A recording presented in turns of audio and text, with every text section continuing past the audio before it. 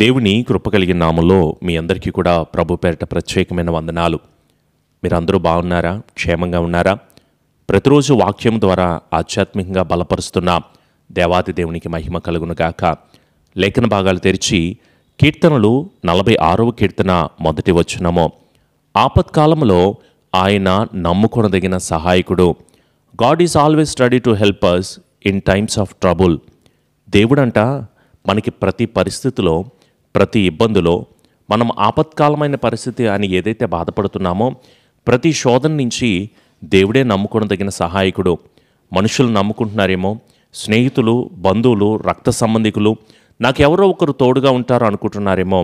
ఆపత్కాలమైన పరిస్థితుల్లో మనుషులు వదిలిపెట్టేయచ్చు, స్నేహితులు వదిలిపెట్టేయచ్చు.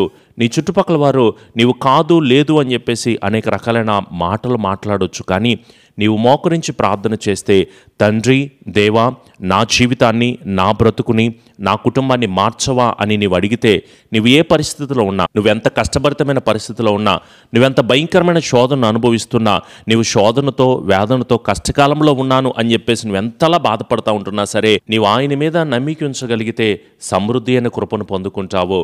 నమ్మిన వారికి దేవుడు మెండైన దీవెనలు ఇస్తాడంట. ఎవరైతే నమ్ముతారో వారు ఆశీర్వాదకరమైన కార్యాలు చూస్తారు. ఆర్థికపరమైన సమస్య కావచ్చు, రోగ సమస్యలు కావచ్చు, నీ కుటుంబ పరిస్థితులు ఏదైనా ఉండొచ్చు. దేవుణ్ణి నమ్ముకో, ఆయన్నే విశ్వసించు. నీకున్న ట్రబుల్ సిచ్యువేషన్లో, నీకున్న భారభరితమైన పరిస్థితుల్లో ఎవరు మనకు సహాయకరంగా ఉంటారు, ఎవరు మనల్ని నడిపిస్తారని ఎంతగానో ఆశపడుతున్నావేమో. ఏలియా ప్రార్థన చేస్తే, హిజ్కియా ప్రార్థన చేస్తే, యెహెజ్కేలు ప్రార్థన చేస్తే, యెహోషువ ప్రార్థన చేస్తే, దేవుడు అనేక మంది భక్తులు అంట వారు దేవుని దగ్గర మొరపెట్టి ప్రార్థన చేస్తే దేవుడు వదిలిపెట్టాడా, విడిచిపెట్టాడా? దేవుని బిడ్డలుగా మీరేమీ కలవరపడాల్సిన అవసరం లేదు. నా కష్టము, నా శ్రమ, నా బాధ, నా ఇబ్బంది, నేను పడుతున్న వేదనకరమైన పరిస్థితులన్నీ కూడా నా దేవునికి తెలుసు. ఆయనే నాకు విడుదల ఇస్తాడు అనే నమ్మికతో మనం ఉండాలి. మీకుందా ఆ నమ్మిక? ఈరోజు చాలామంది అవిశ్వాసంతో ప్రార్థన చేస్తూ ఉంటారు. పాస్టర్ గారు, మీరు చెప్పినట్టే నేను దేవుని సన్నిధిలో మొరపెడుతున్న ప్రార్థన చేస్తున్నాను, కానీ జరిగిద్దంటారా, అవ్వుద్దంటారా, కుదురుద్దంటారా, నా వల్ల కార్యాలు జరుగుతాయి అంటారా, నాకున్న సమస్య నుంచి విడుదల పొందుకుంటానా, స్వస్థత నాకు కలుగుతుందా, మేలుల చేత నింపబడతానా, గర్భఫలాన్ని పొందుకుంటానా, వ్యాపారంలో వృద్ధి నాకు కలుగుతుందా, నా ఎగ్జామ్స్ విషయంలో, ఇంటర్వ్యూస్ విషయంలో, ప్రతి దానిలో కూడా నాకు జాబు వస్తుందంటారా? పాస్టర్ గారు, అవిశ్వాసపు ఆత్మ మీకు ఉండాల్సిన అవసరం లేదు. మనం ఏదైతే దేవుని దగ్గర మొరపెట్టి ప్రార్థన చేస్తామో దేవుడు తప్పకుండా మన పట్ల కార్యాలు జరిగిస్తారు. ఎవరు చెప్పారు నీకు ఈ కార్యాలు జరగో?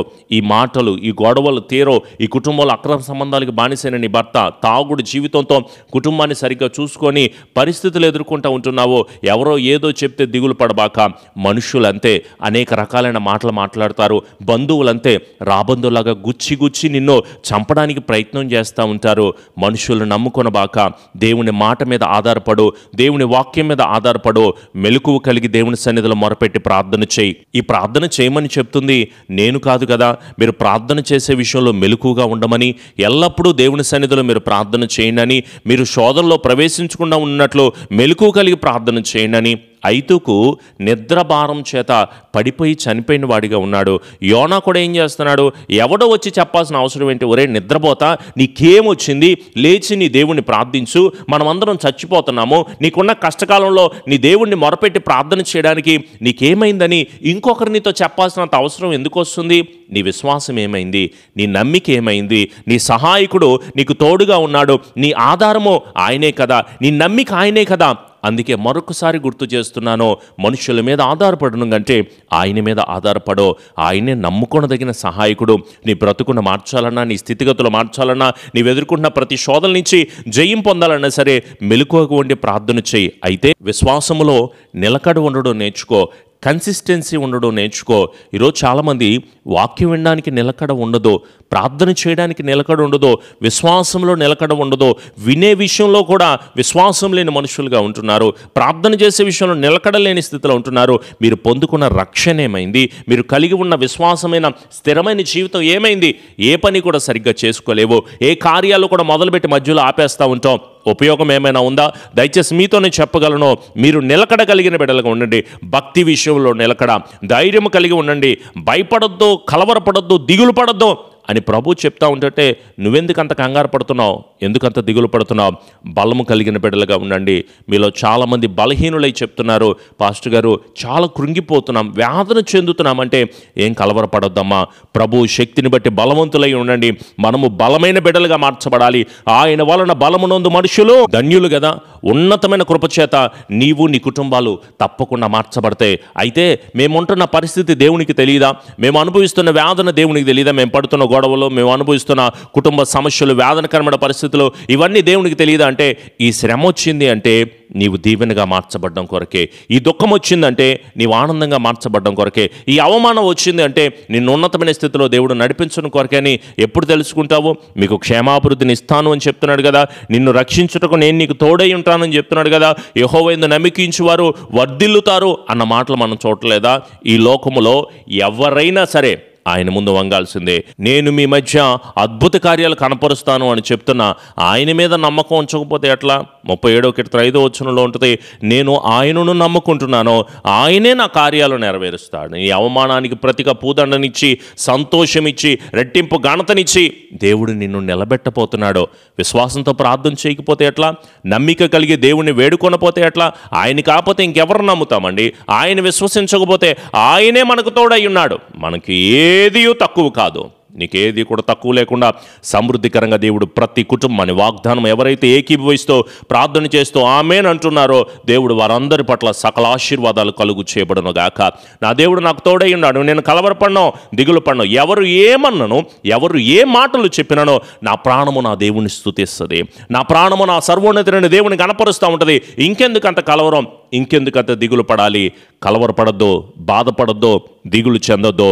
విశ్వసించిన వాడు కలవరపడడు. అయితే ఏం చేయాలి పాస్టర్ గారు?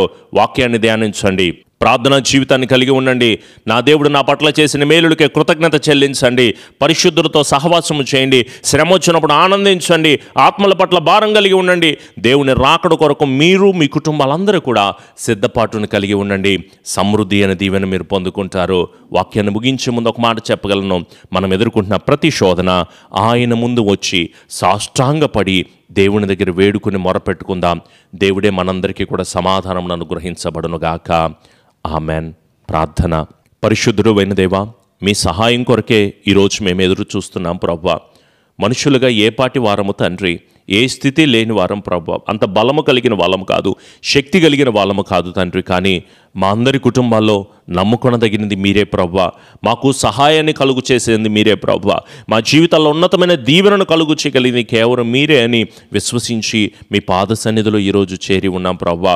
మాతో శోధనలు అనుభవిస్తున్న మా అందరి జీవితాల్లో మీరుండి ఎంతగానో మాట్లాడి మమ్మల్ని బలపరిచి స్థిరపరుస్తున్నందుకు స్తోత్రములు తండ్రి. నిన్న నేడు నిరంతరం ఏకరీతిగా ఉన్న దేవా, బలవంతుడు అయిన దేవా, నిత్యుడగు తండ్రి, మొదటి వానిగా, కడపటి వానిగా, మృతులేని వానిగా, సజీవుడే లేచిన వానిగా ఉంటున్న మా పరలోకపు తండ్రి, నీకే ఘనత, మహిమ, ప్రభావములు కలుగునుగాక తండ్రి. ఈరోజు చాలామంది రోగ సమస్యలతో ఎదురు చూస్తున్నారు ప్రభువా. వారి రోగముల నుంచి స్వస్థపరిచే యెహోవాను నేనే అని చెప్పారయ్యా. వారి కుటుంబ సమస్యల నుంచి నేనే విడుదల ఇస్తాను అని మాట్లాడుతున్నారయ్యా. దేవా, ఇల్లు కట్టుకుంటున్న బిడ్డలకి సహాయము దయచేయండి. ఎగ్జామ్స్ రాస్తున్న బిడ్డలకు మంచి జ్ఞానము దయచేయండి. ఇంటర్వ్యూస్ ఫేస్ చేస్తున్న బిడ్డలకు మంచి జాబును దయచేయండి. చదువుకున్న బిడ్డలు జాబ్స్ కోసం ఎంతగానో ఎదురు చూస్తున్నారు ప్రభా. వారికి తగిన ప్రత్యుత్తరమును మీరు దయచేయండి తండ్రి. వివాహాల విషయంలో, గర్భఫల విషయంలో, వ్యాపారాల విషయంలో, ప్రతి దానిలో కూడా తండ్రి నీ మీదే ఆధారపడుతున్నారు, మిమ్మల్ని ఆశ్రయంగా చేసుకుంటున్నారు. ఒక్కసారి జ్ఞాపకము చేసుకుని నీ బిడ్డల చుట్టూ, కుటుంబాల చుట్టూ మీరే తోడయ్యుండి స్థిరపరిచి ఆదరణ దయచేసి దీవించండి. మరొక వాగ్దానాన్ని వినడానికి మీరు మాకు ఇచ్చిన కృపకై స్తోత్రములు తండ్రి. ఈ వాక్యం అనేక మందికి చేరులాగున నీ ఆత్మ సహాయము మా అందరికీ మీరు అనుగ్రహించండి. అలాగే మందిర నిర్మాణాల విషయంలో కూడా ప్రభువా నీ కృప చేత నడిపిస్తూ, బలపరుస్తూ, స్థిరపరుస్తూ ఉంటున్నందుకు స్తోత్రాలు తండ్రి. ఈ పరిచర్యను ఇంకా అభివృద్ధిని మీరు దయచేయండి. మేలుల చేత మీరు నింపి సమృద్ధిని మీరు దయచేయండి ప్రభువా. ఎవరైతే కామెంట్ రూపంలో ప్రార్థన అవసరతలు తెలియజేస్తున్నారో, ఎవరైతే ఫోన్ కాల్ ద్వారా తెలియజేస్తున్నారో ప్రభువా, వారి ప్రతి ప్రార్థన అవసరత మొరపెడుతూ ఉండగా వారు బలమైన సాక్షులుగా మార్చబడటకు నీ సహాయమును మా అందరికీ అనుగ్రహించి స్థిరపరిచి కృపచూపి క్షేమాభివృద్ధిని దయచేసి దీవించమని మా ప్రియ రక్షకుడైన యేసు నామములో అడుగుచున్నాము తండ్రి. ఆమెన్. మన తండ్రి అయిన దీవెన, కుమారుని యొక్క కృప, పరిశుద్ధాత్మని యొక్క అన్యోన్య సహవాసపు సన్నిధి ఎల్లకాలము దేవుని ఆత్మ బిడ్డలకు, కుటుంబాలకు తోడై ఉండి నూరంతల ఆశీర్వాదాలతో నీ బిడ్డలను నింపి నడిపించబడునుగాక. ఆమెన్. యేసు రక్తమే జయం, సిలువ రక్తమే జయం. ప్రభు యేసు నామములో సంపూర్ణ జయము, అపవాదికులకు అనంత నాశనమును కలుగునుగాక. ఆమెన్. మీ అందరికీ కూడా ప్రభు పేట ప్రత్యేకమైన వందనాలండి. ఉదయకాలం 6 గంటలకు లైవ్ ఆరాధన వస్తుంది, తప్పకుండా ఏకీభవించండి. అలాగే ఈ వాక్యాన్ని మీ స్నేహితులకి, బంధువులకు కూడా షేర్ చేయండి. వారు కూడా వాక్యాన్ని వింటారు, ఆధ్యాత్మికంగా బలపరచబడతారు. అలాగే మీ ప్రార్థన అవసరతలు కూడా తెలియచేయండి. వాటన్నింటి విషయమే ప్రార్థన చేద్దాం. మందిర నిర్మాణాలు జరుగుతున్నాయి, వాటి గురించి కూడా మీ అనుదిన ప్రార్థనలో జ్ఞాపకం ఉంచుకోండి. అలాగే పరిచర్య అభివృద్ధి గురించి కూడా ఇంకా అనేక మందికి దేవుని వాక్యం విని బలపరచులాగున మీరు అందరూ ప్రార్థన చేయండి. ప్రభు ఆత్మ, దేవుని కృప, సమాధానం మన కుటుంబాలన్నిటికీ కూడా దేవుడు అనుగ్రహించబడునుగాక. రేపటి వాగ్దానంలో కలుద్దాం. దేవుని ఆత్మ మీకు తోడైండునుగాక. ఆమెన్.